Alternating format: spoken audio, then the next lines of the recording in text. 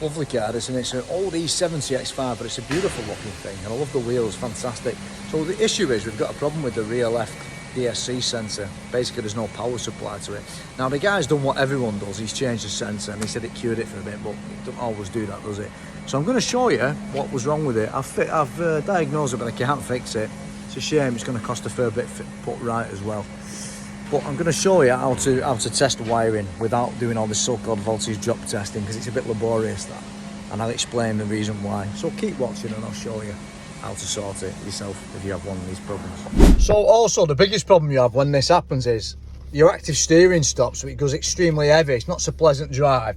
The whole four-wheel drive system goes out. That's also another issue. PDC not working. There's basically lots of issues essentially. Four-wheel drive, stabilisation. That's it. So what I'm actually doing here, I've disconnected the ABS DSC module main connector, and I'm going across the rear right sensor positive and negative terminal with a ground and a live, and I'm putting halogen bulb at the back just to check the wire under load essentially, and obviously it's going to light up because there's nothing wrong with the right sensor. I did the same on the left rear sensor, bulb didn't light. We've got a wiring fault, let's fix it.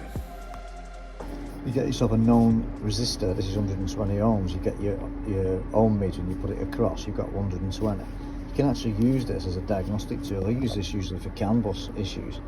But if we put this in the circuit now, we've already established the bulb method, which is archaic, and someone told me on TikTok once that it's like medieval.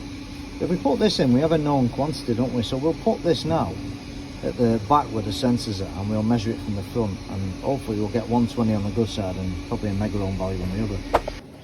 Here's the resistor up close. That was for the rear right, so we're going to go to rear left now. That's pin 29 and 13, and don't worry, these are almost the same size as the pins, original sort of male pins. They won't splay the terminals.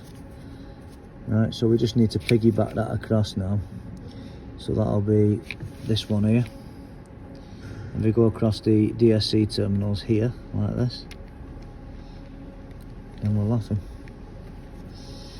This is a good little way of testing your circuit without messing around with load pros and all that type of stuff. We know we've got a bloody problem with the wiring, so why do I need to put it under load? Because I know if it's failed, it's failed. Yeah, so you see there we've got 120 ohms, and all I've done is I've just gone to the connector, put two jump leads on so we don't damage it, and I'm just going both sides of it and measuring it right back to the ABS unit. So we'll do the same with the other side, and it's a good test for circuit integrity really. Okay, it's not under load, but still, we've no reason to put this side under load anyway, because essentially we know that this side works, and we don't really need to put the other side under load, because if we don't get the same 120 through two basic copper lines with the nominal resistance of 0.1 ohms a piece, then we know we've got a massive issue with resistance building up in it. Killer ohm value. Just as I thought, we've got a massive killer ohm value, much greater than 120 ohms. It is, so that means it's buggered. The wiring breaks somewhere. Now we just have to find it. Oh look, surprise, surprise. The brake could be at front of the vehicle. It doesn't necessarily mean it's at the back, because it goes inside the car, so it's actually not that likely. Voltage drop on this. We can voltage drop now from this unit here at a convenient place, and probably this is the most convenient. Power it up with 12 volts in the ground. And we can go along the wire down the harness. You've got a long bloody way to go all the way down there. And that's the issue, you see. And it's a bit tight there, isn't it? And also one thing, what you notice is the screen wash reservoirs here. And I've seen a lot of this where the screen wash starts rotting it. So it might be worth just pulling the tape back and seeing if our wires here have started to go a bit iffy there. Because it actually goes in the vehicle at the back, so in my opinion it's very unlikely. It's more likely that it's something to do with this here. It could be wrong, but you never know. This is the fault finding thing, isn't it? Where'd you make a start, like, you know. Easiest place possible. So what I decided to do was basically take a Stanley knife and cut open the main harness. As you can see, I only had to cut it there, and you can actually see right away swollen wiring. You see the wiring there, it's physically swollen up completely. I'll try and get a closer up look for you. See the wires there, those ground wires, they're all, everything's swollen with washer fluid. Look at the state of it. Everything's misshapen and swollen. So yeah, it's going to need basically a wiring harness, and the reason being is you can just see that indentation of corrugation there. This stupid idea of putting a washer pipe inside a wiring harness. It's one of the most stupid things I've ever seen in my life, really. So that's the issue, unfortunately, for this guy. So I'm not going to repair it today, but we've diagnosed it at least, and no wonder we've got a resistance value so big as it was, really. This is for the heater for the washer system, the washer nozzles. Look at the state of it, it's absolutely corroded to anything. So there you are, the mystery is now solved. If you actually take a look how big the wiring's swollen. This one here now, this is the heater for the washer jets.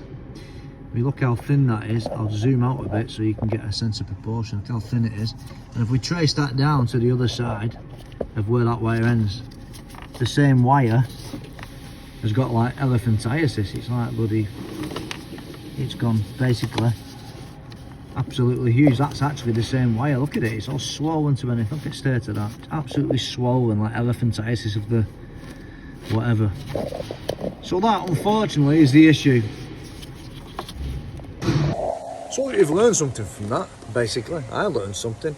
I learned that even older cars can last, what, 15, 16 years on the road, and only now after 16 years or so, or however old it is, can it start to become faulty. We have newer cars that are 8, 7, 5-year-old, and they do it even faster. So that's the issue with it, and I hope you learned something about how to diagnose stuff. See, what they'd have you doing at all these other YouTube channels and all these other like technical training centres and stuff, they'd have you doing a voltage drop test, you know, point A to point B, point C, point D, with 12 volts until you suddenly have like 1 volt, and then, well, that's your resistance. Well, it won't work in this case, will it? If we were going to do that, what we would do is we would go from sort of this point here, and we'd go inside the vehicle under the glove box. That's about 0.5 metre, maybe 1 metre, and we would do it that way. Just burr the wires back and get your multimeter probe and check the voltage. So you power it up on this main DSC connector with 12 volts, and then you just basically go in the car, and if you've got like, well, you'll have basically nothing, probably 0.1 volt or something, because the resistance is in this area here where the wiring is all corroded and swollen. That's how you do a voltage drop test. You wouldn't bother with the back, you'd go to the easiest location. But sometimes the easiest way to do it is just open your bloody eyes, you know, open your eyes and actually see where it's going wrong. Right, just one last thing, I'm nearly at 7,000 followers before we know it. Thank you very much. Good news for me, I've just had a little boy, week old, premature, but he's back home and he's doing well. Now, I'm not one for sharing all my private information, but the reason I'm saying it is I'm looking a bit tired because I'm part of this 3-hour 24/7 shift of feeding him and changing him, and we do it as a team, me and the wife, of course. So I'm a bit tired, I might be a bit less content than usual, but just stick with me. I'll do what I can when I can. I just want to go to bed now, I'll be honest with you. That's it. Thanks for following me, everyone. It means so much. You have nothing but positivity. I've had virtually no negative comments on this TikTok, me. And I just love all your support and the fact that you all want to learn from me, asking the right questions, and I'll try and give you the answers to them. And a lot of you are just amazing. You're really making me want to do more videos, because the comments I get and the 107,000 views, my best video now, I never thought I'd ever get that. So thank you very much. I really appreciate it, and I'll see you soon. It's time to go home and change some shitty nappies, I guess.